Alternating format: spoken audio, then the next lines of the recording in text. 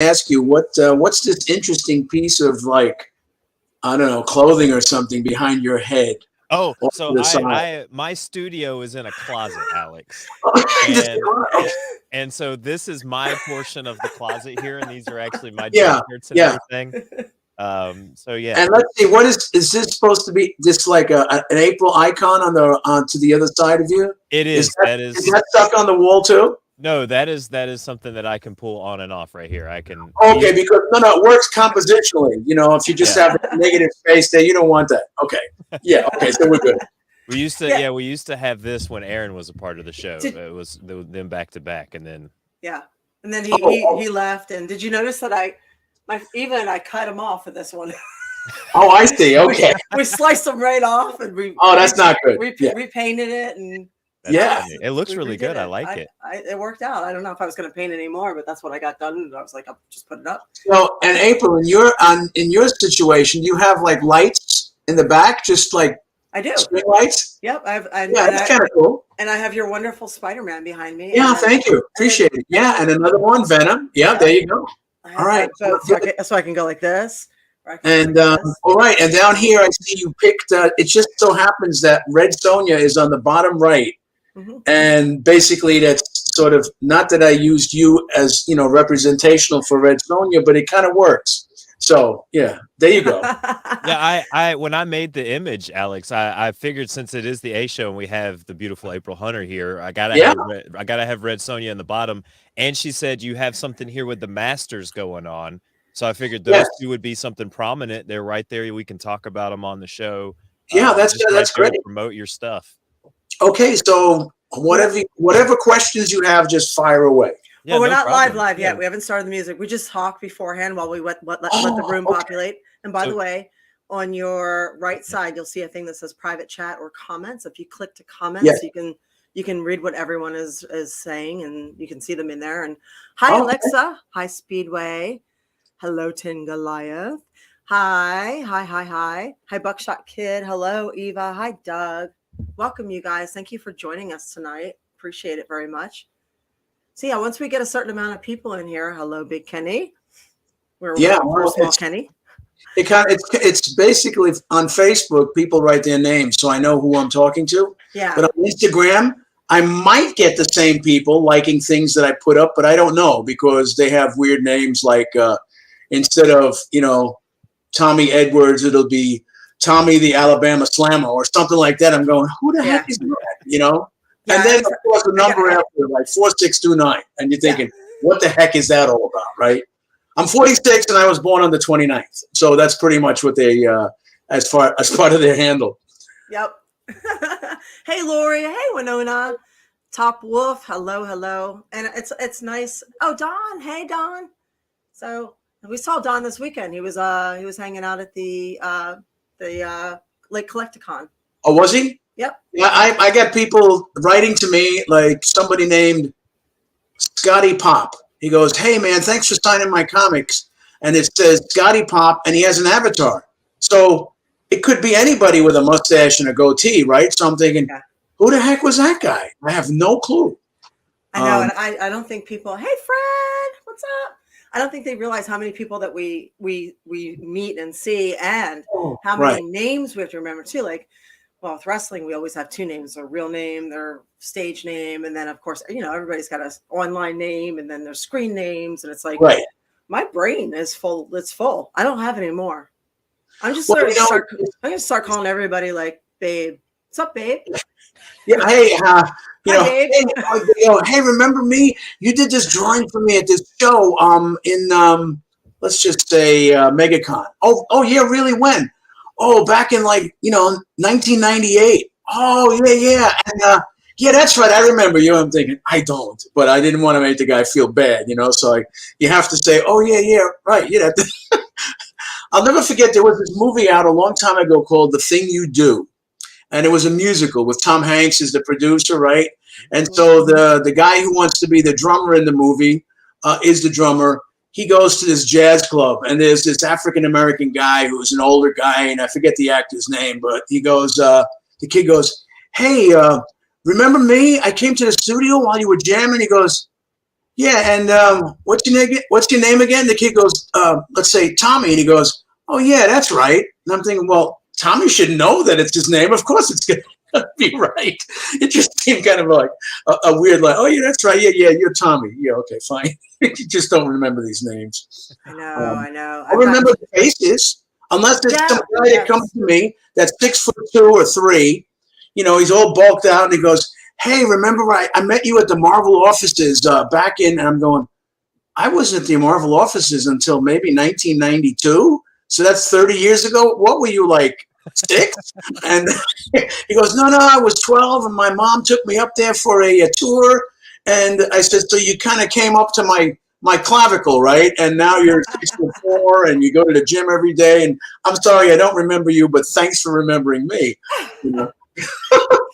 Well, it looks like we have enough people in here where we could actually get the whole show started. So Hello, Alexa, and everybody who just joined us. Cool, awesome dude. Peter is a fellow artist and an amazing illustrator, and I've worked with him for years. Hello.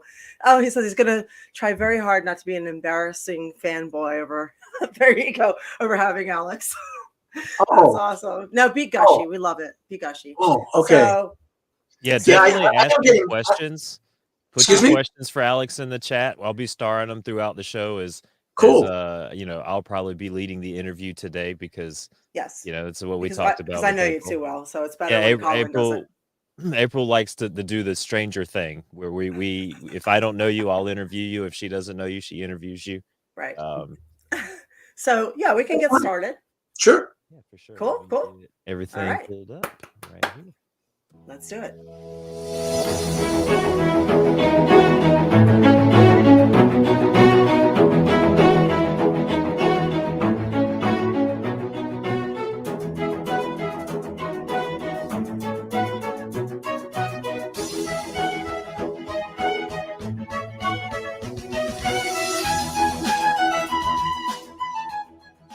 Hi, hola, salud, guten Abend. Welcome to the A Show. I'm your host, April Hunter. Colin is my co-host, and tonight we have a very special guest, Alex Saviuk, comic artist extraordinaire and one of my very favorite artists ever. Hi, Alex. Welcome.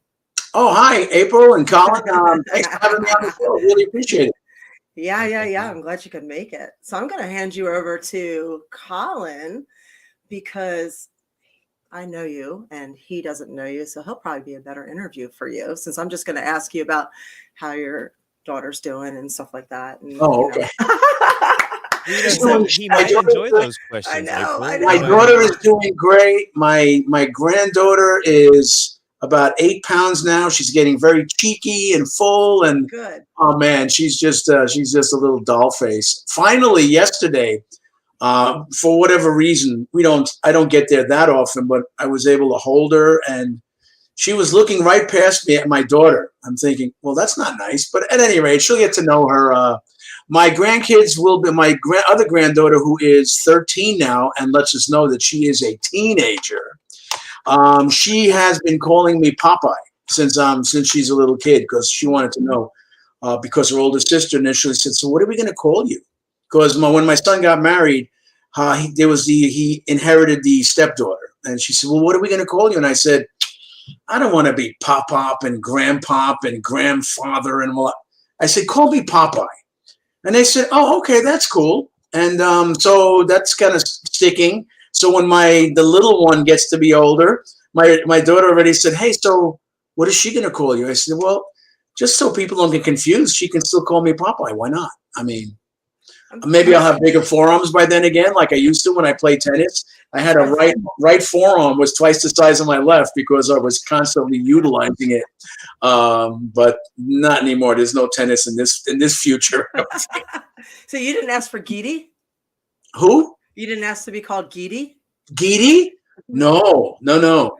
Geek, maybe. Geeky, but not Geety. There you go, Geety. I thought Geety was Ukrainian for grandpa. Oh, you know what? I never knew that. At the time that I was speaking Ukrainian, we were never put in a situation when we talked about, the grandparents. My dad would just say mom and my father and things like that. I never got to meet my grandparents at all.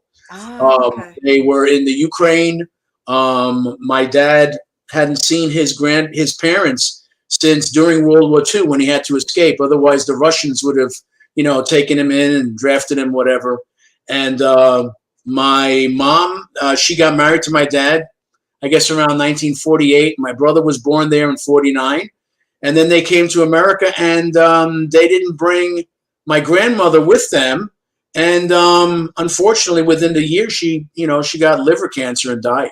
So I never got to meet any grandparents. I never had that benefit that some kids have when, you go shopping and there's a grandma or grandpa and the little kid in the carriage and stuff. I never knew them. But hey, what are you going to do? Despite that, you turned out wonderfully. I became a comic book artist instead. I had no. That's what I said. You turned out wonderfully. Now, let's start down that road. So you get out of college, and your first like major gig is drawing like Green Lantern for DC Comics. And so we didn't have internet, we didn't have all these things where people are connected back in the day. How do you go from were you drawing comics? Like, were you drawing your own characters? Were you just kind of drawing what you saw in the books that you read? Like, how did you get your start and get noticed to work for DC Comics and to draw the Green Lantern? Well, yeah, you're right. We had no internet for reference or anything. And so when I got out of art school, I hit Marvel and DC. And at the time, they basically entertained. You looked at your portfolio and they'd say, your stuff is good, but we're not hiring right now. We're kind of loaded, but keep working. Or if they say keep working, they'll say you're 6 months away. And I go, 6 months away from what? 6 months away from being, from getting to be professional. I said, well, how will I know when that'll happen? What do I do? Well, keep working. Yeah, but if just like practicing a golf swing, if you practice lousy for 6 months, you're not going to hit the ball straighter 6 months later. Okay. I mean, unless somebody's showing you, telling you, giving you pointers and whatever. So sometimes those types of interviews were really bogus. But at any rate, I didn't let that, dissuade me. I published my own little comic book. They called them fanzines in those days. And, well, my wife used to work at an advertising agency, and she had access to these great stat machines, not copy machines, but stats where they use slick paper.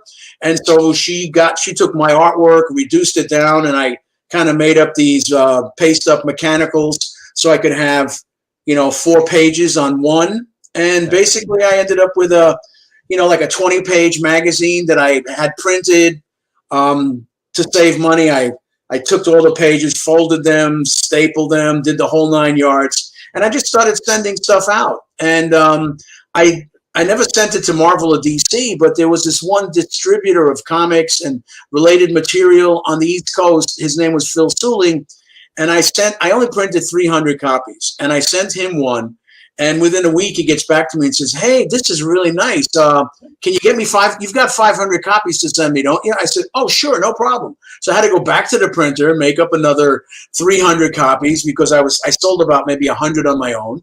And I actually put that stuff together. The box weighed a ton, and I did not know about medium mail in those days. And I figured, this is going to kill me in postage. And he only lived about 40 minutes away. So I called him up and said, hey, can I drop it off? He goes, sure, no problem.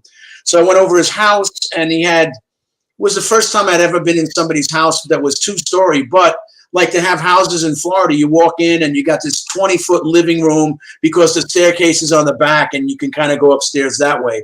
He had that kind of a house in a place called Coney Island in Brooklyn, New York. Okay. And this whole room, this living room was adorned with all kinds of framed artwork from the comic book masters of yesteryear at that time. We're looking at 1977. So guys from the 40s, 50s, 60s, giant, it was unbelievable. It was jaw dropping. Okay. To just sit there and stare. And then we kind of got down to business. And about a month later, well, he was instrumental in creating the comic book conventions in New York back in those days. Started them in, I think, the late 60s. So he was having a show about a month after I met with him, and I go there, and my magazine, whatever, the fanzine, is on his table. He had a slew of about 6 or 7 tables.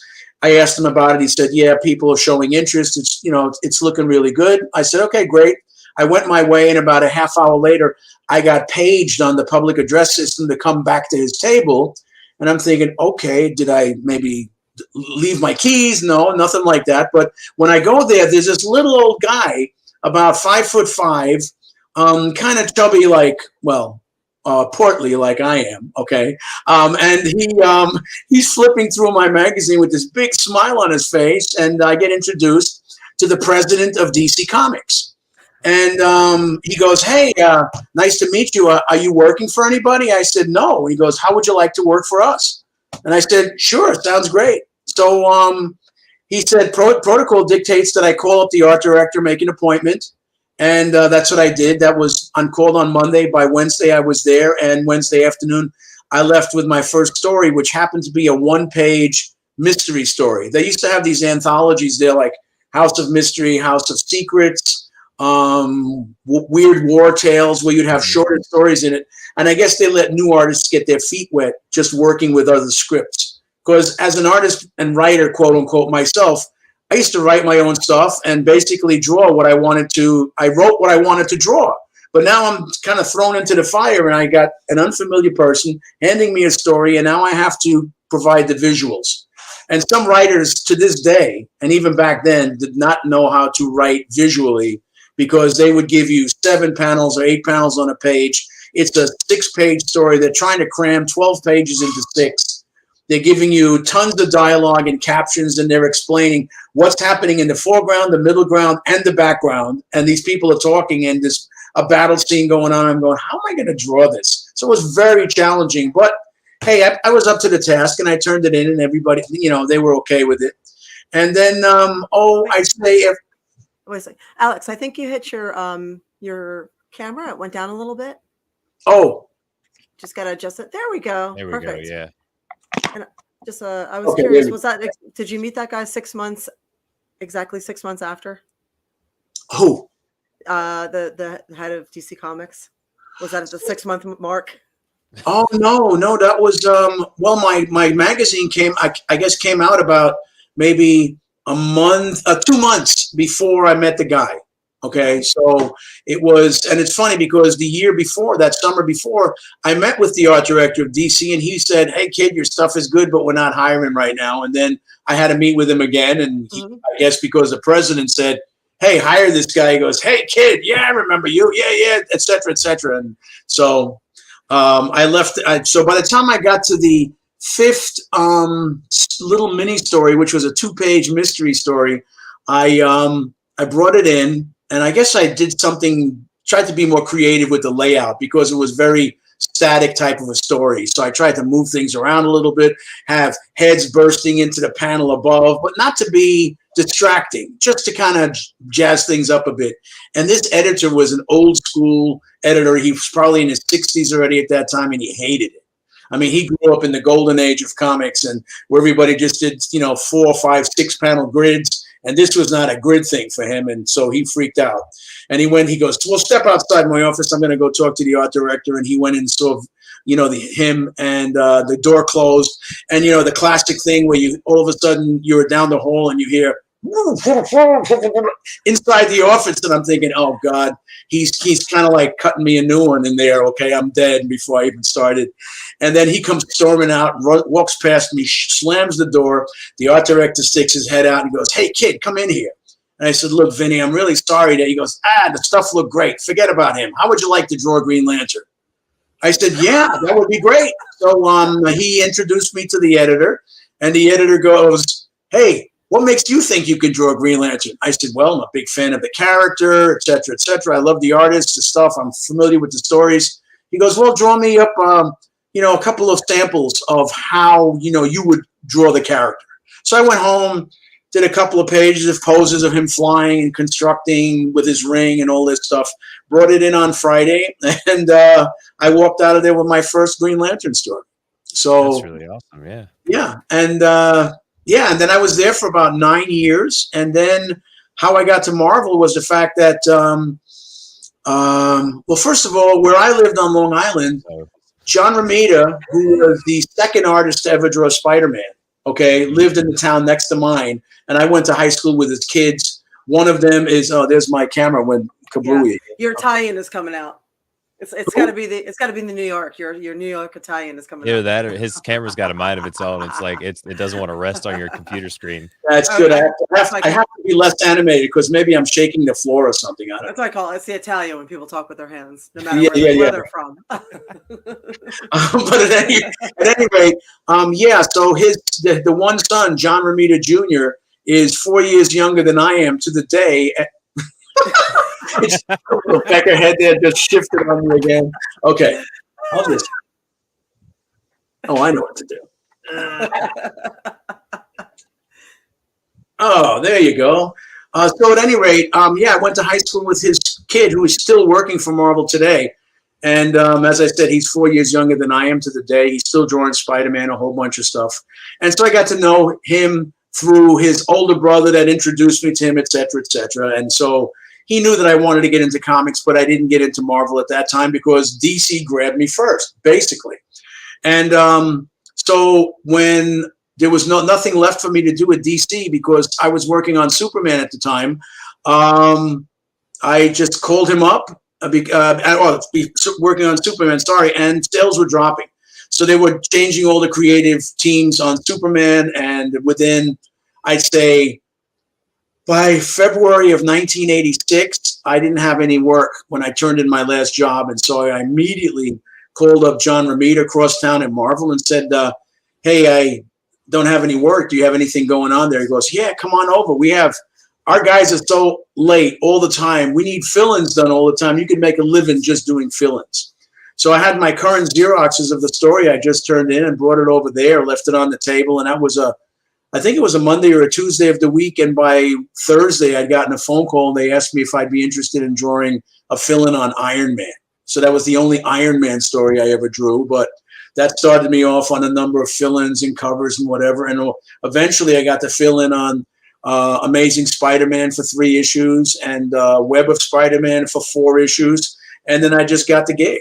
And I stayed there on Spider-Man for like 8.5 years, 9 years almost. That's awesome. Now when you get these types of gigs, right, you put your own touch on the character when you draw them, correct? Is because you see these different touches and things, the way they draw them. Like with Green Lantern, everyone has like this look of how he looks like from the 70s and 80s and everything like that, right? So do you try to put your own spin on that? I mean, it's Spider-Man. He's in the suit, big eyes. What do you do to put your own touch on these characters when you draw them? Basically you have your artistic heroes that you grow up with, and your style, at least for myself, is going to be an assimilation of all the guys that I was looking at as I was growing up.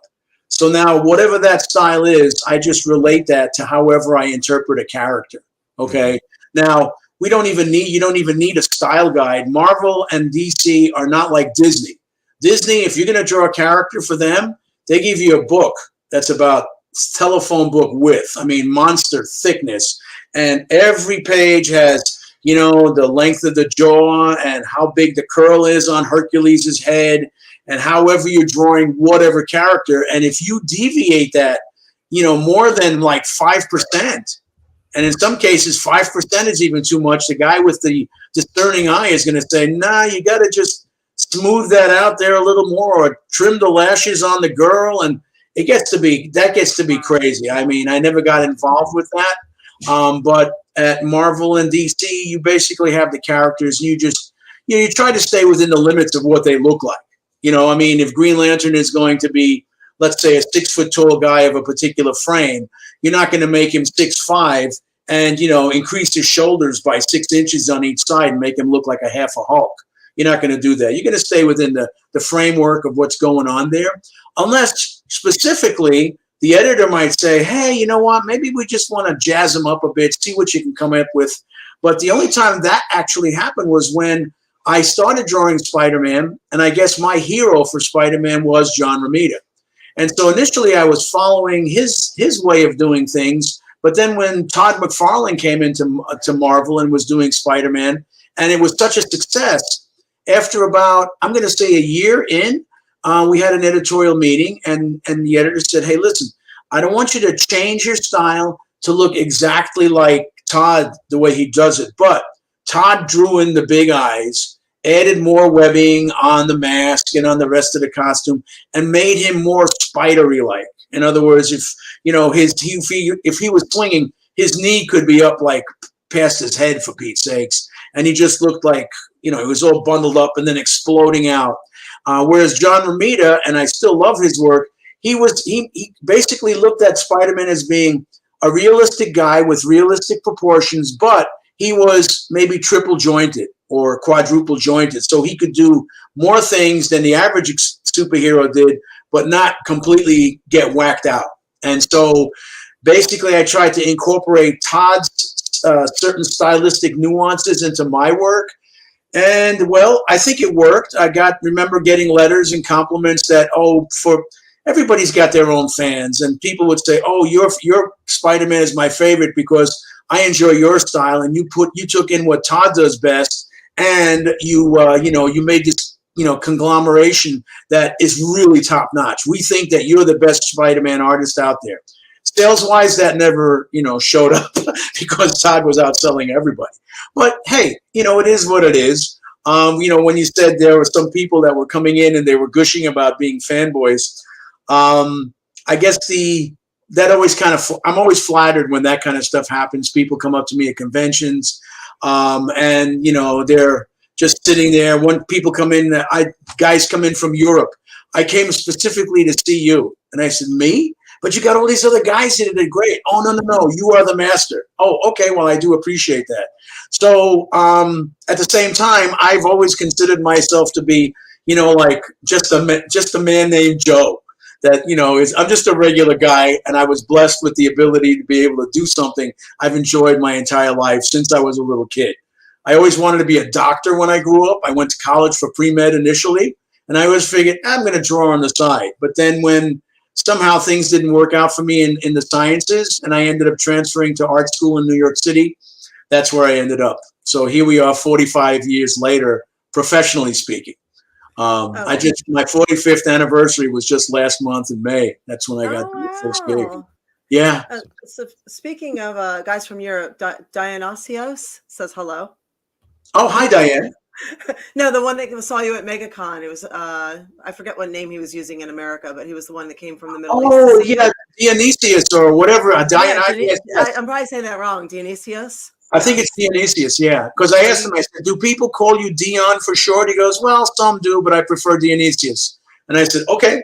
Yeah, he comes from Dubai. Dubai, that's what it was. Yeah. Yeah, because he asked me this year if I would want to come to a convention in Dubai. And at the time, with all the pandemic stuff still rocking back and forth from Europe, I said, I don't know if I want to do that, but hopefully by next year, some of these people will return with their invitations. Because the one that I really wanted to go to was Greece, and we had to kind of turn that one down. So I'm all about going there and looking at the Colosseum and getting involved in that whole ambiance of all that cool stuff. So nobody's invited me to Egypt yet. I really want to go to Egypt and see the pyramids and the Sphinx and get robbed by some kid in the middle of the street, and go chasing after him. Have the true experience. Right. Have my whip and my gun in the holster with the fedora on, right? So to anybody out there who's watching from Greece or Turkey or Egypt, if you're having a Comic-Con in the future, definitely ask for the people you want to have on. Ask for Alex, and the customer's always right. You never know.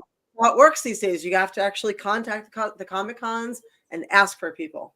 Well, you know what? Thankfully for social media, when I first got on back around, I'd say a dozen years ago, I was surprised. I got most of my comic book convention invitations just by being on social media, where people were able to get in touch with me, because prior to that, I wasn't in mainstream comics anymore at that time. I was working on the Spider-Man newspaper strip with Stan Lee since 1997, and we finished that in 2019. And so people didn't know how to get in touch with me. I had gotten some letters sometimes that they wrote to King Feature Syndicate, which was publishing the Spider-Man strip, and then they forwarded the information to me via mail, again, because there was no internet in those days. And so with Facebook and then Instagram, you get invitations. We got invitations to Spain and England, Australia. So I've gotten to go to some really cool places just because of social media, I think. Where can people, speaking of, where can people find you on social media, or order a custom sketch, or get something signed by you?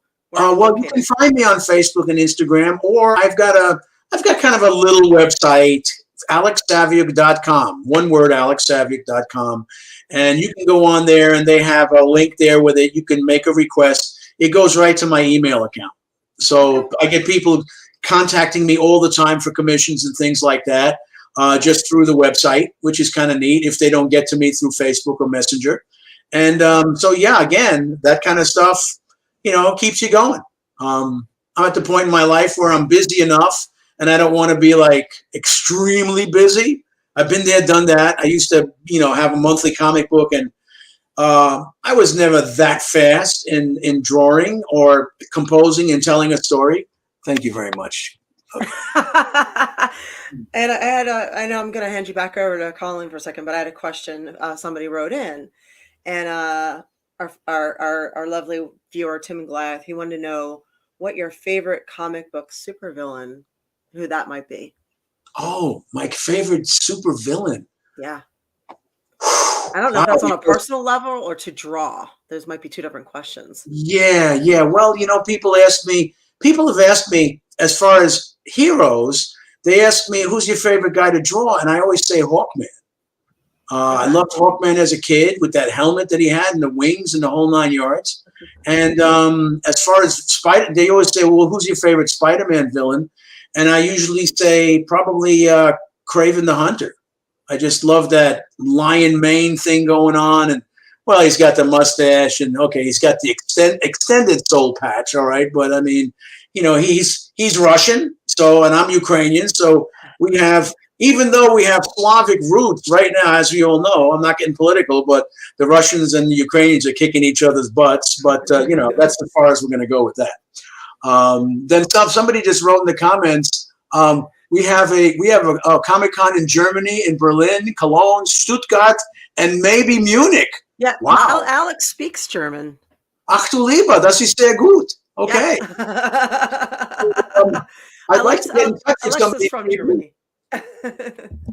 So we got a former guest of the show, Billy Ray Valentine, in the chat. He's saying that Todd McFarlane, Mark Baglam, Eric Larson, and Alex are his fave artists, and Spider-Man's one of his favorites. I appreciate that very much, Billy Ray.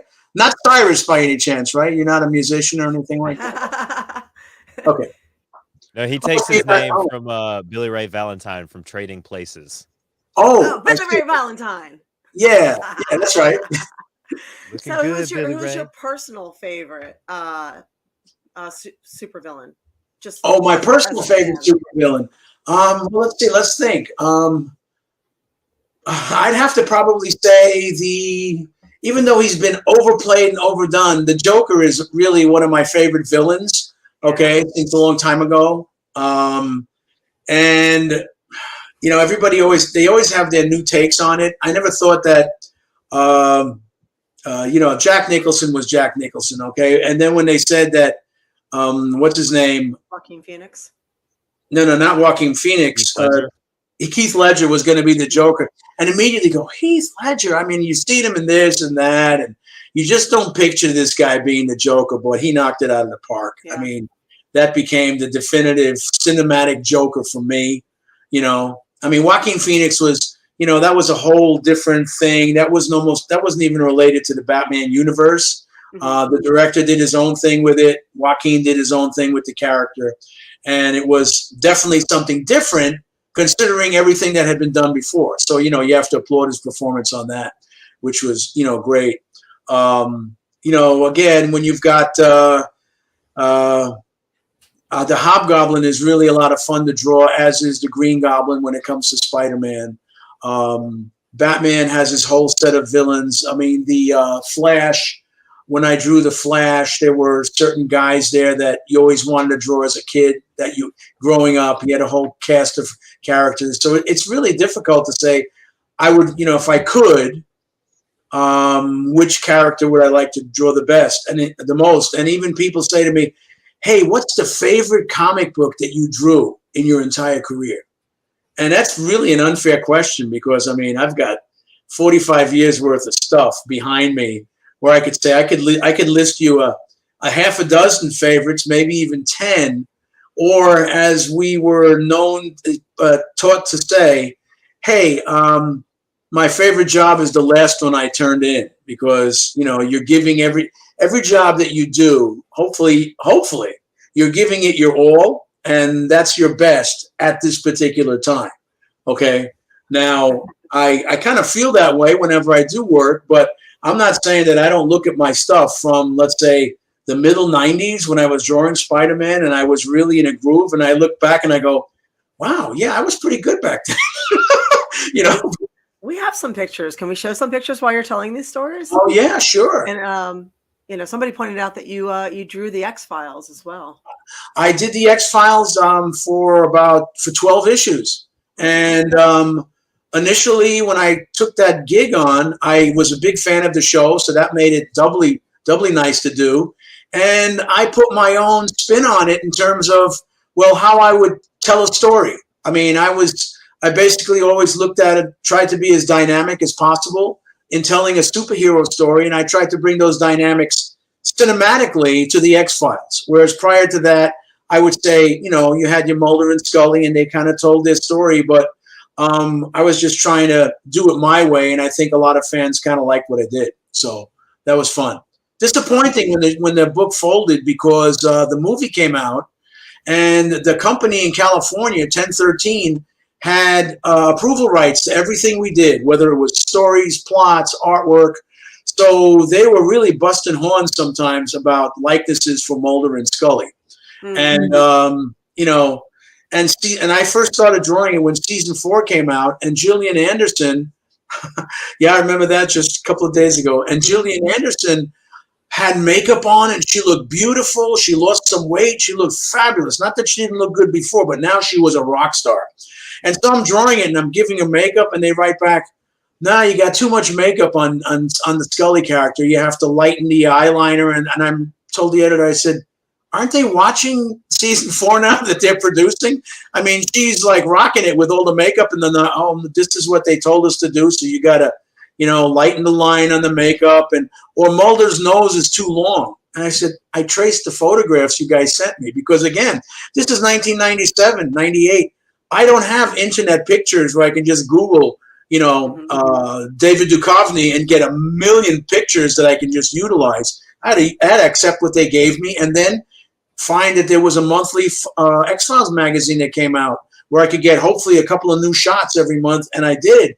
But yeah, they were kind of tough on likenesses. But I got through it, worked my way around it. So I got this. Well, we had this movie poster here that she said. Yeah, this was kind of interesting. Yeah, I was working for I just had started doing advertising work pretty much at the same time I got into comics, and this movie poster came around, which it was live action. It was Mickey Rooney's last film, and it introduced I think it was Emma Samms. And the lead guy, I think I've only seen him in maybe one or two other credits that he did after that. But yeah, I got to do this movie poster, which was kind of cool. And it was done in pieces, and then we had to put the whole thing together. And that was the only time I ever did something like that, but really a fun job. And I've got a couple of the so-called, they call them, I guess, tear sheets or whatever. So I do have a couple of those at home, which is kind of neat. And I'm going to go ahead and just, the Phantom. Yeah, the Phantom I started drawing back in 1986 for Marvel. That was one of the projects that I was working on. There was an animated series called The Defenders of the Earth, and it had the Phantom, Flash Gordon, and Mandrake in it. And so I got to draw those guys for about 4 issues, and then it got canceled, but it was still fun to do. And then eventually I caught wind of the fact that the Phantom is hugely popular in Sweden and Norway. And since I wasn't doing mainstream comics, I figured, well, some of my colleagues were already working for these guys. So I was of the ilk that I'm not going to call them up and say, hey, I see that you guys are working for this company. How about if you give me their information, and I'll this way I can send in my stuff. So I kind of got the contact information, you know, through other sources. But they like the work, and but they have a huge stable of artists that they've been employing for a number of years. And so I got to start working for them, but basically do 1, maybe 2 books a year. And they started off at 32 pages, pencil and ink. And then they eventually, because of sales, again, dwindling, they knocked it down to 22 pages. So I still get to do, let's say, 1 comic book a year for these guys, which is kind of fun. And they get published, not simultaneously, but within a few months later. They have a deal with this company in Australia called Fru. And that's that cover that you showed. That was the Australian cover that I did brand new for a story that had been published in Sweden, probably about 4 or 5 months prior to them coming out with it. So at least you get to read it in English. And then there were a couple of other companies that I worked on for the Phantom too. But anyway, really cool. She sent me some other pictures here. I am a big Spider-Man fan. Of course, he top 3. Probably it's like Wolverine and then the X-Men and then Spider-Man there for me, comic book wise. And I'm 37, so I grew up reading Spider-Man comics from like 90, like late from the 90s till about 97, 98 era. So I'm pretty sure I've read some of your books from here. She's I think one of the there's one where it's got Dr. Octopus and he's got symbiote Spider-Man and they're fighting. I think that's one of your covers. I did one. I filled in on 3 issues of Amazing Spider-Man to start. The parent, that's the granddaddy of them all. Yeah. So when you get to work for that, that's cool. And I got to draw 1 cover where on the cover, Ock is standing on top of a building and he's got his arms wrapped around, the black Spider-Man and he's about ready to toss him, right? And that was the 1 cover that I did for Amazing. I still have that cover here at home. So if anybody has like, extra $100,000 or something laying around and they want that, I will part with it for that much. Everything. Yeah, there you go, guys. This one. Yeah, this is this is a variant cover that I did. Not that long ago, earlier, maybe in February of this year. And what happened is that Marvel has now gone into the Bitcoin thing. Like this is called an NFT. All right. Yeah. Really? Token. Non-fungible means you've got nothing but like a digital file that you're paying for. And I think they're basically kind of like conning you into sending them money. And then when you resell that file and you're selling it for $800 or $8,000 to whoever else is buying it, they think they're having something great, but hey, it's a file. You don't have anything in front of you. I don't understand it. That's what NFTs are. You get this original one-shot thing that is just a file, and it's one and done. It's yours. But now I've got your hard drive in my house, in my studio, and I didn't sign any paperwork that says, "Hey, you are not allowed to make prints of this stuff and take them and do this and do that." As a matter of fact, when I posted that one of those NFT drawings. I said, yeah, this is coming out as an NFT, one of a kind, etc., non-fungible. And the guy answered and he says, yeah, but we see it and we can get it from here, right? And then the only answer I could give him was, well, it'll be it won't be a high resolution copy of it. And, it's kind of, it's just not the same thing. And if he bought that, fine. If he didn't, I've been lucky so far. I haven't seen too many people ripping my work off and putting it on T-shirts and stuff like that and calling it their own. Some of my colleagues, my better-known colleagues, more popular in the industry, they've had to deal with this stuff for years. People just lift stuff off the internet. You can grab a 72, DPI file off the internet as it's shown and, maybe bump up the resolution, doctor it up, sharpen the image, whatever, and then get it to be good enough where you can actually use it for other purposes. So, and I'm not saying anything new so that people go, what? I didn't know I could do that. No, it's been out there for quite a while. So, but I think on here, if I may, to the left of my photograph on the screen is the Masters. And I just want to talk a little bit about that. That was a project that this gentleman named Austin Huff, people have these ideas that they would really like to have their own comic book company. And he basically, came up with this where it's all these characters that you see there are established characters that probably came out in the 40s. And I don't even know if they carried over into the 50s, but they basically became public domain. because they are not published anymore anywhere, and the copyrights expired. So nobody's busting his horns and saying, no, you can't do this because we have a copyright on these characters. He's taken the characters, had some of us redesign some of them to maybe bump them up and modernize them a little bit. But basically, it's still the same characters. And the Masters guy, the villain, is, the big reveal will be in the 5th issue. And this is actually the cover, I believe, of the 5th issue.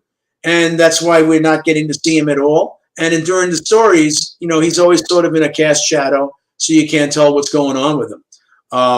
But I think in the 1st issue, I have 3 pages of some sort of an introduction to the villain that I was drawing.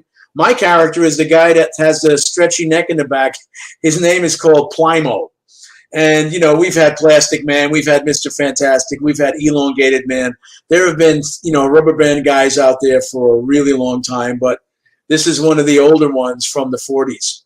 And so I have a 3-page chapter in the 1st issue, and then I think in the 3rd issue there's another, I think, 14-page chapter where, this confrontation with Plymo and the guy in the bottom right. He's called the Black Owl, who's, I think, the coolest guy on that cover.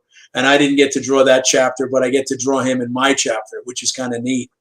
And what Austin also did was he took the cover layout is based on a cover that I drew for Marvel back in 1986 for West Coast Avengers Annual Number 1. And it was a similar layout. There was a character in the foreground from behind in semi-silhouette like this, and you had, more than 6 of those particular characters, like, all the West Coast Avengers, Iron Man and Black Panther and Valkyrie and Ms. Marvel and a whole bunch of those surrounding this guy. And so he had me basically recreate that design for my cover, and he did the same thing with some of the covers for the other issues that he put out. He took like classical type covers and had people just, as an homage, just use those particular layouts and come up with new covers. I think I may have found. He did a Kickstarter campaign, and the 1st issue got fully funded, and it's ready to go out to print and everything. So just looking forward to seeing how well it did. As I said, it got funded. So is this the one that you're talking about, Alex? Yes, that's the one. Yeah. That's really cool. Yeah. Yeah. So as you can see in my West Coast job, I had, oh my gosh, at least more like a half a dozen on each side and then some. And on the new one, I just had to do the 6 major new characters. But I thought it came out cool. And the other thing too is that I penciled that West Coast Avengers cover, and it was inked by this Canadian artist named Jeff Isherwood way back when in '86. And he got to ink this one on the Masters also. And so we kind of teamed up for that. So that was kind of neat. It was a fun gig. I still have some pages to finish, get to eventually. But, once the funding continues, that's when I get started again. That's awesome. Somebody pointed out that Winnie the Pooh became public domain and somebody turned it into a slasher horror film. I'm like, that's great. That is awesome. Oh. The things you can do with a public domain once it gets out there. I had a couple quick questions for you, like just fast ones. Yeah. Have you ever written anything with the Punisher? I drew the Punisher in the Spider-Man newspaper strip. We had he appeared in like a storyline, and also after I finished on Web of Spider-Man, there was another book called Spider-Man Adventures. And somehow that lasted about a year. Then they went ahead and they redesigned it and called it now Adventures of Spider-Man, just to get another number 1. It was a sales marketing thing. But in that 1st issue of Adventures of Spider-Man, the Punisher appeared. So I got to draw him for a whole issue. So, yeah, that was fun. Some of these are fan questions. Sure. This one's fun. What is your favorite female comic book character? Oh, yeah, well, I would say, I would definitely say Red Sonja. I mean, you can't beat the costume. You can't beat the fact that she's, just a kick-ass character, swinging her blade, not afraid to get bloody, just very independent. And, I mean, I'd have to say she definitely takes the takes top-notch honors on that one. Yeah, and if you ever need a model for your current, updated version, I might know somebody. I'm gonna have to look for somebody to call. Yes. Just saying. Who are you going to call? Ghostbusters, I guess. No. What was I going to ask? Okay, so with deadlines in your business, because I know as a writer, we work well with deadlines. Are deadlines an issue with artists trying to get everything in on time? Yes. Yes. I mean, thankfully, I would have to say that if I can pat myself on the back with anything, I could probably say that I've never missed a deadline, unless something came up that was, let's say, health issue related. But generally speaking, you have your deadline. And I would say with comics, I mean, I was doing Web of Spider-Man, and even before that, whatever I worked on, you had a deadline, you had to meet it. I mean, there were times when I worked at, I remember specifically at DC, the editor wanted, matter of fact, it was the editor of Green Lantern. He wanted to have pages by the end of the week. So I brought in, finished the story. It was 17 pages, brought it in. He goes, yeah, because it's got to get out to be lettered. Now he gave me the next story. And then the following week, I brought in half of it, 8 or 9 pages.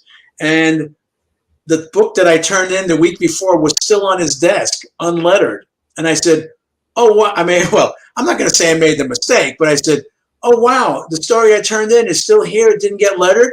And I didn't say it with, being sarcastic. He goes, well, the guy that was supposed to do it, he got really busy, but it's going out to him this weekend. I mean, is that just a bogus answer to appease me? It didn't matter. I just felt like, wow, you rushed me to get my gig done. And these letterers, they can letter a book in like 2 days, if not faster, if they needed it done. They're probably used to comic book artist time. Whatever that is. Maybe they're not used to somebody actually being able to hit the deadlines. Yeah. Well, I mean, again, with when I was doing Spider-Man, it was a monthly book. I had 22 pages to pencil and ink a cover. And the 4 weeks that I took to do it was plenty of time. I mean, I was doing, let's say, 7 pages a week in pencil, or 7 to 8. So that's 3 weeks. Every week I would turn pages in. So to keep it going down the chain, where now the pages at Marvel, you didn't work with a full script. You worked with a plot. And that was the way Stan Lee had initiated things at Marvel, where Stan would just give his artists basically a germ of an idea, maybe a paragraph, and it was up to the artist to be the storyteller to go take that, flesh it out into 20 pages. So you had certain artists that could be that visual that they could take that and still draw 3-4 pages a day, knock it out of the park, and draw 3 books a month. Then you had some artists who struggled with the storytelling and they could only do 1 book a month. But they were still as competent and as fast and as proficient as all the other artists, but they just didn't have those storytelling chops to be able to work that quickly, So, and I mean, I really enjoyed working on that particular plot style where it just gave me the freedom to take, let's say, page 1 was always a splash panel, but then it would say page 2 through 4. So now you kind of go through there and you kind of figure out already, you're seeing pictures as you're reading it, how I can do this. Can I do it in 12 panels? Do I need to do it in 14? Can I even do it in 9? I mean, maybe there's like a big shot you can do on 1 page and have 3 or 4 little storytelling panels, as long as you're moving the story along without, to give the reader the impression that you're not just doing a pinup comic. I mean, the so-called money shot that they have in comics, as they have in so many different other forms of, entertainment. If you wanted to get that big shot in there of a really cool, figure of Spider-Man swinging, and I always tried to take it upon myself to try and create new poses, because there were so many stock poses and I remember asking John Romita about that, and I said, this guy that's drawing Spider-Man now, I've seen him do these poses before, and he goes, Al, when you're working on, 1 or 2 books a month, and you just got to knock that story out, you use whatever devices you have just to move the story along. And put it this way, in reality, if Spider-Man is swinging through the city, as he's, you see him in the movies, and as he's swinging, do you think he's thinking, wow, people have seen me in this pose already, I better try to jack it up and do something different?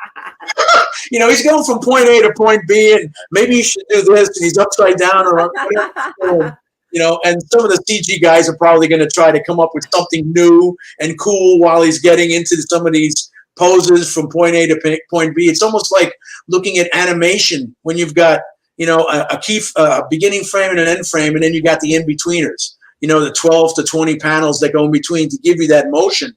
And when you see Spider-Man swinging in the movies, you see he starts here and all of a sudden his legs go this way and that way, and he's hitting the key spots that we've seen in the comic books, and it's just kind of interesting to see the evolution of how he gets there. So yeah, that's kind of neat.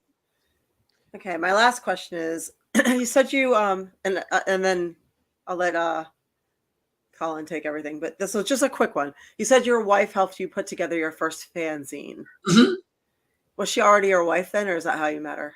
Oh no! Actually, I met my wife when I was playing in a disco band back in the late 70s. Kind of like helped me pay my way through college. And she actually came down to see me at a gig with a friend who was, let's say, I'm going to say almost like a groupie. He followed a band around with his brother, and they were really good dancers and whatever. And one day he came in with her, and we got introduced. And over the course of 2 months in the summer, he'd show up with her, and we would just chat here and there, whatever. And then, she, I think it was early September of 1974. The band that I played in was called the Rubber Band. Okay. And the drummer and the guitar player owned their own club. So we played there every Mondays and some weekends and whatever. And sometimes during the week, if I had nothing to do, I'd go hang out there just to see some old buddies and whatever, have a drink or two. And one night I happened to go in there, and she just steps away from the bar, and she looks up at me with a drink, and she says, I just broke up with that guy. I don't want to mention names to protect the innocent. Okay. And I said, oh, okay. And she goes, well, come have a drink with me so we can celebrate. And the rest is history. That's what I want to say. Yeah. Well done. Yeah. Well done. And then actually, even on our first date, and this is how bad I was. Okay, we go on a first date, and she left a jacket in the back seat. Okay, and I'm thinking after I dropped her off, the old leave a jacket in the back seat. Darn it, she forgot her jacket. I'll have to call her up. I'll call her up tomorrow or something, mention it, and then we'll plan another date. That kind of a thing. And so she admitted, I left it there on purpose. And I said, hey, I didn't know those tricks in those days. That's what we do. Yep. So it was, we had a really, it was really good. Yeah, she was working at an advertising agency, so she had access to all that stuff. And she actually worked at DC Comics in their production department for about 3 years. And she met this one, the guy who was the assistant production manager. His wife is still her best friend to this day. So they've had that really good relationship there. And it's hard. We're going to be married. We're going to be married actually 45 years on the 19th. So it's coming up really fast. Don't know where it all went. I've been living in Florida for 30 years. So that's even tough to think, like, what the heck happened to 30 years? Where did that go? So that's awesome, though. I mean, that is really. I mean, I think you should I think people should get awards now for actually. Maybe you should give a seminar on how to stay married. What it takes. Well, you know what? I mean, I'd have to say for it to work, it's staying on an even keel in terms of your temper. I mean, I'm not a hot-tempered guy, and she's not a hot-tempered girl. And if we have issues, we sit down and talk about them. We discuss. There's never, pots and pans flying. Never got into like major arguments. People go, yeah, but arguing is healthy. Nah, communication is healthy. You don't have to argue. You don't have to if you can't compromise and see eye to eye on certain things, and that kind of puts a strain on the relationship, well, that's usually what happens with that. Now, some people can get through that. They go, oh, yeah, we fight all the time, but we are madly in love with each other. She beats me over the head with a shoe, or, I've thrown water bottles at her and ruined her makeup. But then we get into the kiss and makeup part of it, which is always fun, too. Makeup sex, okay. Exactly, there you go. Now, does that mean that you have to bring makeup or no? Never mind. Yeah, right. As long as as long as you bring rum, I think that's. Oh, That's right. Yeah, Jamie's Jamie got would be rum. happy. oh, As long as you bring rum. And- Well, I did some rum and coke stuff back in the day, but I'm not really a big rum fan. I was more of a vodka guy. I was actually a part of my career is also the fact that I've got about a half a dozen movies under my belt that I did storyboards for, independent stuff. Okay, and I'd say the biggest budget one I did was a movie called The Reaping back in 2000, storyboarded in Louisiana. In 2005, but it came out in 06, I think. And it starred Hilary Swank and Idris Elba before he became super famous. I know that movie. Oh, okay. Yeah, I didn't know you did that. Excuse me? I didn't know you did that. I did storyboards on that. Yeah. I was there on location for about, I must say almost 3 months. And it's really cool when you do storyboards with the director who happens to be a big comic book fan. His name is Stephen Hopkins, and his claim to fame in years past was Predator 2 and this really cool flick called The Ghost in the Darkness with Val Kilmer. And I've seen that. yeah, you've seen that? Yeah. And he also did a Lost in Space reboot film back in the late 90s. And he also directed, I think, the first couple of episodes of 24, when that came out on TV years ago. So he's got a really good, history. But I got to meet him through his cinematographer, who on the first film that I storyboarded was called Lonely Hearts. And you could stream it right now. It's with John Travolta and James Gandolfini. Laura Dern is in it. And Scott Conn, James Conn's kid, who was in Hawaii Five-0 for like all those seasons. And so I was they filmed it in Jacksonville, and Jacksonville was actually doubling for Mineola, Long Island. And it's really amazing when you're on a set for pre-production like that, and you see all these things come in the mail all the time, where these location guys, are finding all these old props to make it look like this movie was set in the late 40s and early 50s. You had to get the telephones, and you had to get the certain pens and the desk holders and all this kind of stuff, and the clothing and everything just to make it work. And they made it work. It was really, my job though finished before they started shooting, and I was still busy. I was busy doing some comic book other projects, and I couldn't get up to the set to see them shoot, which kind of, I wish I could have, but it just never worked out. Would have been cool to meet John Travolta because he still lives in Florida, So, and I heard he's a really nice guy. So, c'est la vie. One of these days, I'll say, you know what? 25 years ago. But the cinematographer on that film was good friends with this guy Stephen Hopkins, who directed The Reaping.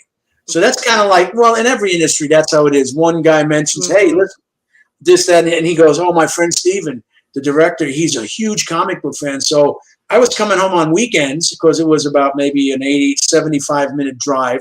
And I said, hey, how about if I bring in some Spider-Man comics that I did, and I'll sign them off to Stephen? Oh, he would love that. He has like 40 long boxes of comics, at his flat. It's not a house, it's a flat. Okay. Okay. And then I was working out in the gym. I was on the treadmill when I get a phone call.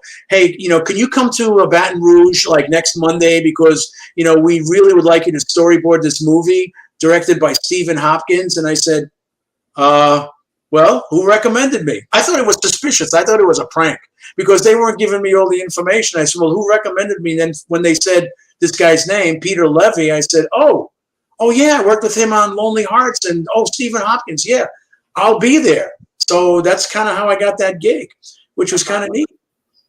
That is awesome. Yeah. Sure. I've got a couple of quick fire questions as well. Sure. Something a little levity here. Do you prefer original Spider-Man or symbiote Spider-Man? Oh, no, original Spider-Man. When I first started drawing Spider-Man, he was in his black costume. Okay. So I did 3 issues of Amazing, and I think 4 issues of Web of Spider-Man fill-ins before all of a sudden, and I don't remember the reason why, but he went back to his red and blue with the webbing. Once I got to draw the webbing, I was home. Then I knew, I'm drawing Spider-Man, the real Spider-Man, So yeah, that's my guy. And people would say to me, doesn't the webbing drive you crazy? And I said, nah, there's a method to the madness, on how you construct the web. And basically it's around the neck area. And, everything is points comes out of that circle. That's the neck. And it just flows after that. So it became really easy. I can't say that I can do it in my sleep, but, it doesn't plague me to draw Spider-Man's webs. I think it's kind of fun, actually. April might like this question because much like in the professional wrestling business, you can tell who the WWE fans are and who the WCW fans are without more people walking up with personality traits. Can you tell who a DC fan is and who a Marvel fan is? Is there a clear, like in all your years of drawing comic books, is there a clear personality distinction between DC readers and Marvel readers? I've never noticed. The fact is that there's a lot, just like when, I think Jay Leno would go on the street when he had his Tonight Show and he'd say, and he'd interview some young person. They'd say, so were you familiar with, Paul McCartney, before he was in Wings? And they said, you mean he was in a band before Wings? Well, yeah. Well, the Beatles. People have known me as drawing Spider-Man for so many years that when they find out that I used to do DC Comics for almost 10 years, they're taken aback. They go, what? You worked for DC? I said, oh, yeah, Green Lantern, The Flash, Hawkman, Superman, Aquaman. I did all those guys. Oh, wow. So what do you want me to draw for you? Well, Spider-Man, of course. Well, why? Well, because that's what you do best. Well, I do everybody the best that you want me to draw for you. Oh, no, but you're well known for Spider-Man. There we go. Okay, fine. Hey. Oh yes, so, I like that. But I cannot tell the difference between a DC guy or a Marvel guy unless they specify or come up to me and they'll give me one of those questions like, "Hey, so how come so and so in the Legion of Superheroes decided that he was going to try to disband the subdivision of the Legion of Superheroes and make them go to the planet, where the Hawkman live, et cetera, et cetera?" And I go, "You're asking the wrong guy. I have no idea what you just asked me." Yeah, but you worked at DC. Well, that's kind of like saying, "Hey, does somebody come up to April or you and saying, hey, listen, where were you born? Oh, I was born in such and such a state. Oh, hey, listen, I came from that state. Maybe you know so and so." Well, yeah, maybe I don't live up the block from me, So I don't know everything about the Marvel and DC universe. Although I have to say, may he rest in peace, and we miss him dearly. George Perez had that kind of a photographic memory for all the characters, all their costumes, that if you came up to him in the day before I could look up a character on my phone for reference, he had it in his head. I mean, he just knocked that stuff. He was like completely into it. It was in his psyche, and he was just all about those guys. Whatever he worked on, I mean, you could ask him those questions, and he'd probably answer them for you, even though he might not even be working on the book. But I guess I'm just a bad guy. What can I say? I'm not up on everything. What are you going to do? Winona asked if you ever make comic characters out of regular people. Well, not yet. Sometimes when you have to come up with, certain situations, I've looked in my yearbook from high school, and I've kind of taken off on some of those characters. And there are also those times where you get those commissions where somebody says, "Hey, man, I've really enjoyed your work. I'm getting married, and maybe you could draw me and my fiance or my wife, in like even like tuxedo in a wedding gown." Or, I could be Superman and she could be Wonder Woman. And, can you do that? And I said, yeah, as long as you send me the photographs. Yeah, no problem. So that's always been kind of fun. People enjoy seeing themselves as characters. Yeah. I mean, that's why they cosplay, right? Because they want to be those characters, I have a friend that does pinup, and she will turn her clients into these gorgeous pinup characters, like on horses or as a moon goddess or whatever you could possibly imagine. And I didn't think that, you could get a commission where you are turned into a superhero. But yeah, that's fantastic. Yeah. A warrior, a Viking. Yeah. I mean, look, you've been Red Sonja in cosplay, and you could be any character, you want it to be,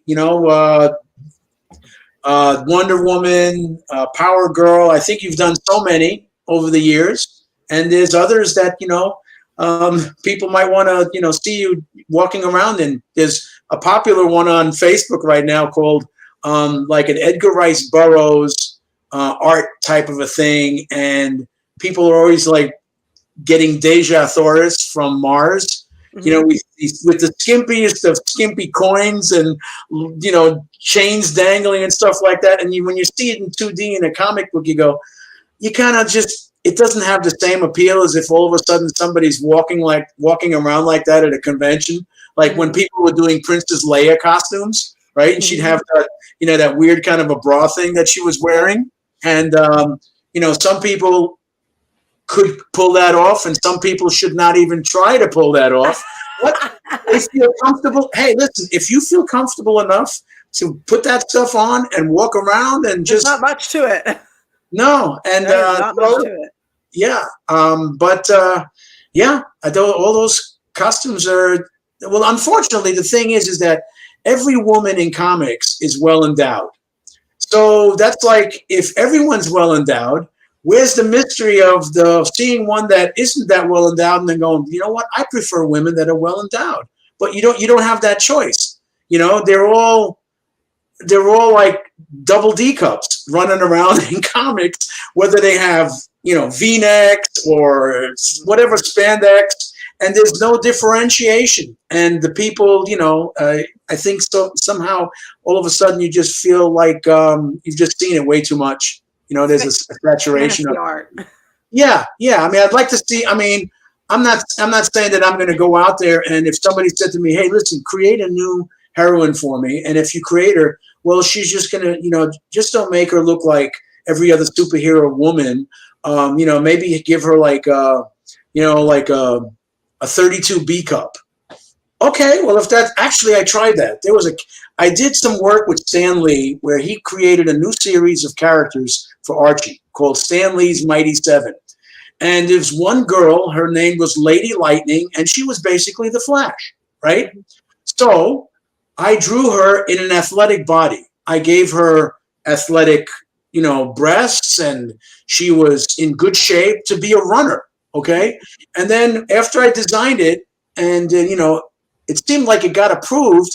And then about a week or two later, Stan called me up and he said, "Hey, listen, Lady Lightning, I'm looking at it and, she just almost looks like a boy." I said, "Oh, Stan, she's looking like a girl. Look, really? You think that?" He goes, "Yeah, the teenagers, hey, they want to see boobs. You got to give me some boobs." I heard that in Stan's voice just now too.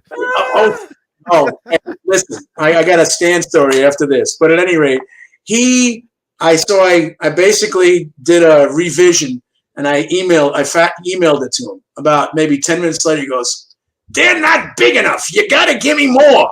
Okay, so I had to give him more and more, and after a while, I'm thinking, this poor girl, she's gonna keel over, man. If she gets if she's motoring and she's on an angle, she's falling flat on her face.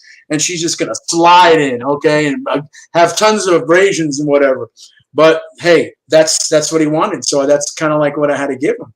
But with Stan, the thing with Stan was when I was just getting out of comics from the mainstream, and I had just finished a year in the X-Files, and I got a call from an editor up at Marvel, and he says, "Stan needs somebody to draw the Spider-Man strip, the new Sunday strip. Would you be interested?" And I said, "Yeah, sure, that would be great." So I sent in some samples of the comics I had, and then went shopping one day, came back home, and, this is when we had video cassette recorders, the little spindly things going on like VCRs almost. And so I come home, I see there's a message, and I click on it. He goes, "Hey, Alex, this is Stan Lee. I just want to tell you something. I love your work. I'd love to have you draw Spider-Man in the Sunday strip." He goes, "It doesn't pay much, but think of the glory." That's what he said to me. That's so rustling.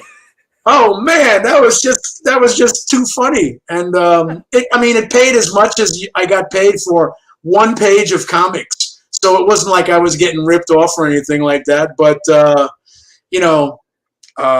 back in the day when the comic strip first started, I think around 1977, when I first got into comics, or was it? Yeah, it was 77.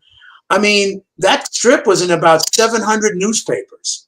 And the more papers it was in, the more people got paid. So when, John Romita was doing the strip initially, I guess he got paid a heck of a lot more money than you would get for regular comic book rates.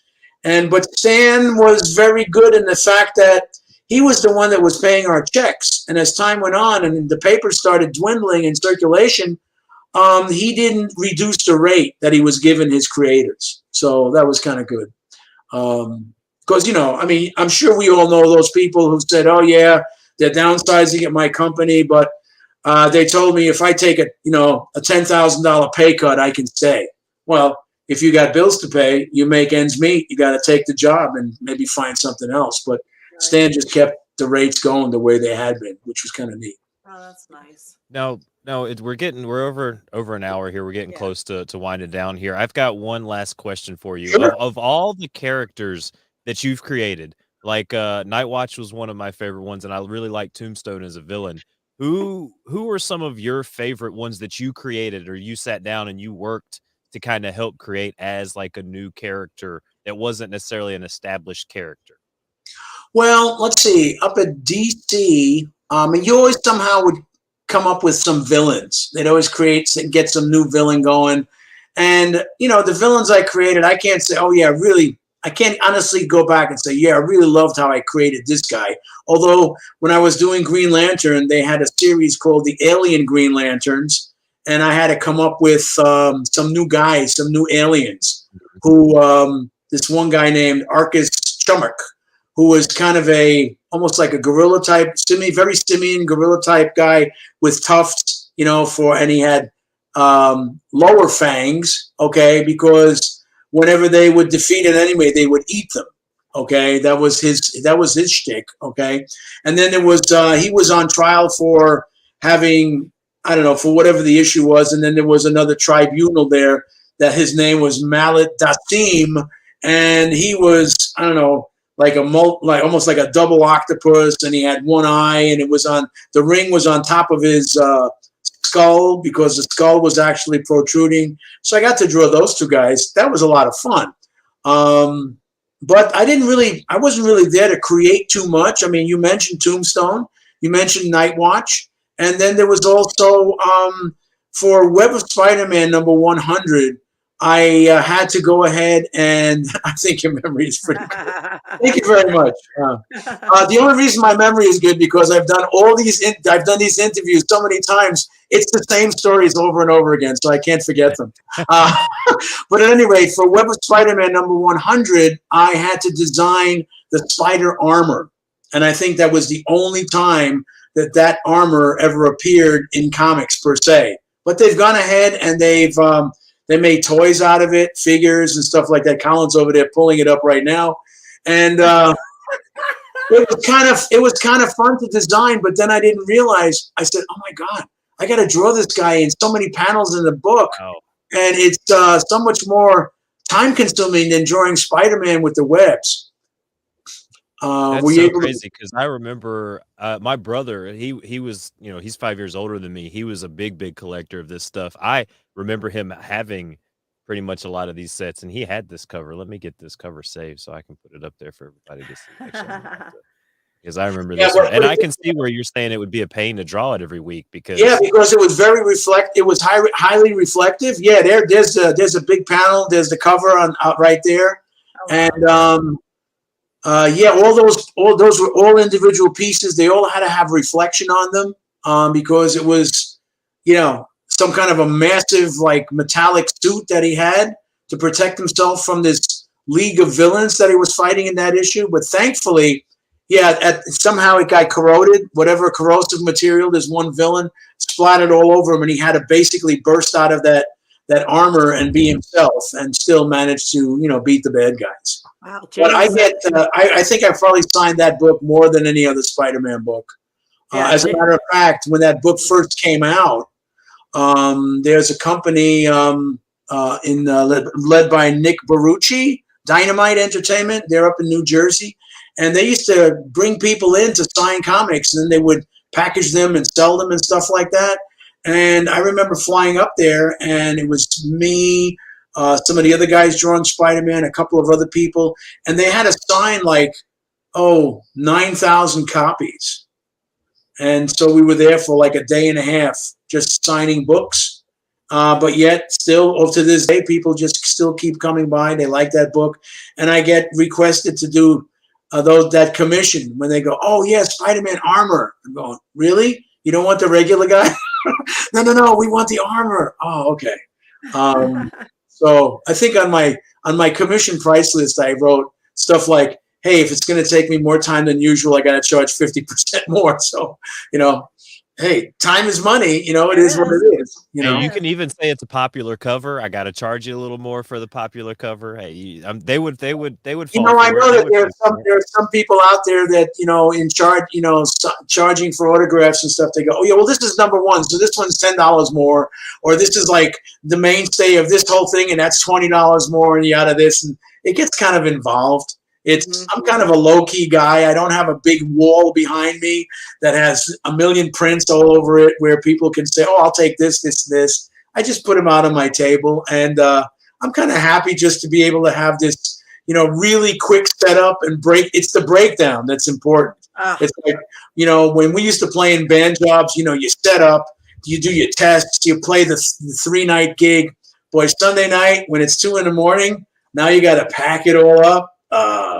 You're ready. Break all that, load up the truck. Well, yeah, those are tough times. And the same thing when I see these guys, they got all these displays, and now they got to try and get the scaffolding down and all this stuff. We were talking about that with the one guy's display the Sunday down at the end. It was like, oh my God, what time did they have to get there to set up? Yeah. Oh yeah. Oh, I know. And then even the breakdown, unless you've got somebody helping you, I don't know how they do it, to be honest with you. And then they break this stuff down, they box it up, then they have to ship it to the next show, or ship it home. And then sometimes, as you know, stuff can not show up when you need it. Oh. I've had that happen to so many of my colleagues where they go, yeah, my freaking suitcase hasn't shown up yet. I've got all my drawing supplies, prints, everything is in there, and it shows, this is let's say it's a 3-day show. It's Friday, the stuff shows up Saturday night. So they have it on Sunday, Now, if people are around for the whole weekend, they'll come back. But I'm saying you've lost all those sales for people coming in Friday and Saturday if they just maybe came in for the one day, So that kind of stuff happens. So me, I don't know. It's in my regular suitcase. My suitcase got lost one time at one show, but I have a separate carry-on with all my artwork and my pads and all the necessary stuff in there. So I'm not really at a loss when it comes to that. So, that's good. I envy that kind of an appearance because it looks amazing, and I'm sure it draws. I know. I envy it too. I'm too lazy to do it. Yeah. Okay. I'm too lazy. I just want to put it out and have it do it. I'm glad you said that first because now I can agree with the L word. Okay. That's why I was asking you where you got your banner from, because it's like bloop, bloop. That's perfect. Yes, that's it. So anyway, and do we have time to field any questions from anybody else out there, or are we pretty much done? I think we mostly took everyone's questions. Yeah, where are you going to be? Okay. Where are you next? Where am I? Oh, well, I'm going to be at Heroes Con in Charlotte, North Carolina on the weekend of Father's Day. That's in 2 weekends. Okay. Oh, that's like 2.5 hours away from me. Oh, yeah? Yeah. I'm in Raleigh. I'm based in Raleigh right now. Oh, Raleigh. Okay. And let's see. And then in August, I think the second week in August, I'll be in Chicago. There's this fan expo group that bought out the Wizard World convention. And so they've got 7 new shows, and so I'm trying to get to some of these new cities. So, there was Chicago in July, and then at the end of July, I'm going to Connecticut for a show called Terrific Con, held at the Mohegan Sun Casino, which is a phenomenal place, self-contained, lots of restaurants and gaming and all that kind of stuff. I'm not a gambler, but, I love all the different restaurants. Met a couple of new buddies last year, and we're looking forward to meeting up again this year. I normally try not to do the same conventions out of state 2 years in a row, but since this is the 60th anniversary of Spider-Man, the guy's having me back, and that's cool. And they have a sushi restaurant in that hotel casino area. I'm not big on sushi, but I went, and there were certain things that I had that I really enjoyed. So I'm kind of looking forward to going back to that place one night. So that's the end of July. And then in August, in the middle of August, there's Boston, another Fan Expo show. Don't have anything necessarily lined up for September right now, and that's okay. I'm not one of these guys that has to be at a show every month. Something may still come up. If it does, fine. And then, as a matter of fact, I think is at the end of August that there's that gentleman who runs UltraCon. I think. Have you ever done that show, April? I was booked on that last year, and I didn't go. Okay. He comes. I see him at MegaCon every year, and he goes, "One of these years, you got to come down to my show." And the reason, the reason I haven't done South Florida too much is because by experience, I did 2 or 3 shows in Lauderdale and Miami, and it's just so loaded with anime and manga people. And nothing against those people who like their, but they don't come in. They don't. That's not my market, and they don't come by my table and spend any money. Yeah. So and if I've done shows where if I don't make a lot of money, as long as I have a good social event where I'm meeting buddies and we're going out to dinners and having a whooping good time at the end, and the people sitting to the left and right of me are great conversationalists, and we just have a fun time, that's cool too, because I get out of my studio and I'm just having a good time. But if it's a dead show, the people next to me they want to draw or they want to do their own thing, and then there's nothing to do at night, then I feel like, well, I might as well, since I'm driving to this one, I could very easily just say, look, I'm going home. I'm leaving tonight. Bye. That kind of a thing. So I don't know if I want to do it unless, well, hey, listen, we are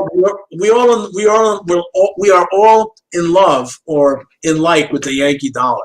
So if you make me an offer I can't refuse, and you want to get me down there and you've prepaid the event, so I can feel like, well, I made money even though I'm not doing anything. That's cool, but otherwise, I don't know. Just don't like. I don't mind earning my money by drawing. I'm always flattered when people come by and they want headshots and full figures, Spider-Man fighting Hobgoblin or Green Goblin, and the more involved the pieces are, the more you charge. And but if you don't have that kind of a busy show, then you're just sitting around, sort of twiddling, and. Yeah, I was supposed to work it last year, and I think I was just so paranoid at that particular time with everything going on and going around, and being in everything I was doing then was outdoors and open, and being in an enclosed space with possibly so many people in South Florida where it seemed to be so heavy. I was like, you know what, I'm gonna pass. I think. Well, even this year at MegaCon, the week before I was in St. Louis. And run same organization, and they said that they had pre-sold 110,000 tickets for MegaCon. It ended up being, I think, 140,000 total. It was a sardine can in there. It was San Diego stuff. It was New York Comic Con stuff, and I mean, nobody was really masked up or anything like that. I'd say 2% of the populace there had masks on, and I mean, after every show that I went to this year so far, I came home and did a self-test, COVID test, and I've been good, okay? But I roomed with a buddy of mine at MegaCon, and, both of us are vaccinated, and he's vaccinated, but he came home, and then 2 days later he goes, hey, man, I caught COVID, and I gave it to my wife. I said, really? Oh, no. And so, again, I self-tested, I had to self-test anyway because I was getting hand surgery. So, of course, if I was going to have COVID, I couldn't go and say, hey, listen, I'll wear my mask throughout the surgery, but get this done, will you? That wouldn't have happened. As a matter of fact, my stitches came out, so I look like. I was going to say, did you get them out? Good for you. You look like Frankenstein. Exactly. Look, if I do this in a mirror, it actually says hi because it looks like an H and a Y. Yeah, see that? Yeah, it says hi. And I'm looking at him going, wow, I'm going to start changing my name to Jigsaw Al. That's because that's what it got. There you go. But it's still tight, and it's, actually they recommended that I start going to therapy. So I got an appointment tomorrow because I can't close my hand without pain. But the therapists are going to say, come on, let me hear you scream. Do it. Because, Yeah, it's their job. But at any rate, no. So I didn't have any COVID, but he ended up catching it. And I'm thinking, well, it was busy as can be in there, and somebody's going to have it. Somebody's going to get hit, and it happens. Thankfully, it was one of those mild cases where they didn't lose, taste or smell or anything like that. And they just felt achy and whatnot, and they did the test, and it showed up. But, I think, so I'm happy that nothing happened to me because I've been there and done that. And I lost my taste and smell for about a good month. And boy, that is I lost, it's good for losing weight though. That's what everyone said. My friend is like, they say the first 10 pounds is water weight, but I lost something like 9 pounds in 4 weeks. And I have to, because I'm type 2 diabetic, I have to eat a certain amount of carbs. Yeah. And I was eating maybe half as many. Nothing. I couldn't taste a damn thing. It stunk. I would take a sip of coffee. And why am I drinking? I don't even have to put half and half in it because I can't taste it anyway. I wanted to drink the coffee. The only thing that you can get out of that was a sense of, you could tell if something was sweet or salty, okay, or bitter. You got those senses going, but as far as the flavors, they were gone. That was what tripped me out. I had orange soda when I had COVID back in like January of 2021. Okay. And I had orange soda, and it was the biggest, craziest thing in the world because you're expecting this orange flavor as soon as it hits your lips, and it was like nothing. Nothingness. Like nothing. Oh, I know. You would.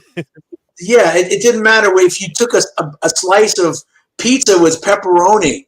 You knew the sensation of that texture of pizza in your mouth, and you could taste the salt, but there was nothing else. Other flavors, yeah. And I don't even eat pepperoni, but I just figured I'd try it to see if maybe it would come through. I'm not a pepperoni guy. But. Oh my God, what's wrong with you? Really, you're a pepperoni? Yes. Oh well, here's the thing. I'll just hack the stick and just hunk a piece off and eat it. Yes, absolutely. Oh no, I'd rather eat pepperoni slices with cheese than put it on my pizza because it's so overwhelming. You can't taste the pizza. Oh, see, I'm such a conventionalist when it comes to flavors. Like you see these Instagram videos, the guys do a steak and they're mixing this and some of this and some of that, and they're doing the rub and then the marinate and this and that, and then when you bite into it, you cannot taste the steak. Now, I like little salt and pepper rub on it or something like that, and then you cook it right and you get the true flavor of the meat. Oh, yeah, there you go. So the last question, the fans want to know if you're ever going to draw me as what? She-Hulk. She-Hulk. Draw you as She-Hulk. Well, we can do that. I think weren't you doing like a little photo op thing like recently? You kind of sort of got the green thing going. I got some of the green. I gave up on the green once I got to like my chest. I was like, I'm not doing my hands or my. Yeah, that's kind of a tough thing. But hey, Photoshop color or markers, very easy to do green. Yeah. We'll work that out. Yeah, we can do that. that was at least 4 or 5 people said that tonight. Really? Like, okay. You as She-Hulk? I'll be darned. Okay. Well, they seen you as Red Sonja with that little kid. Right. And I just commented recently because it was in the memories column, right? Like from whatever 10, 12 years ago or something. Wizard World, yeah. Yeah, and I said, yeah, that kid's a teenager now, still remembering and smiling, going, yeah, hey, listen, check me out. Yeah. He grew up. Yeah. So you got anything else, Colin? Well, let's see. In October, we're going to have New York Comic Con, and then at the end of that month is Dallas. And I'm still working on doing something in November and possibly something in December, but those things haven't been finalized yet. Awesome.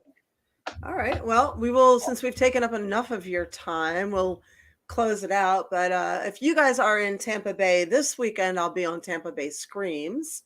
Colin, where are you going to be? Anywhere? I will be at home.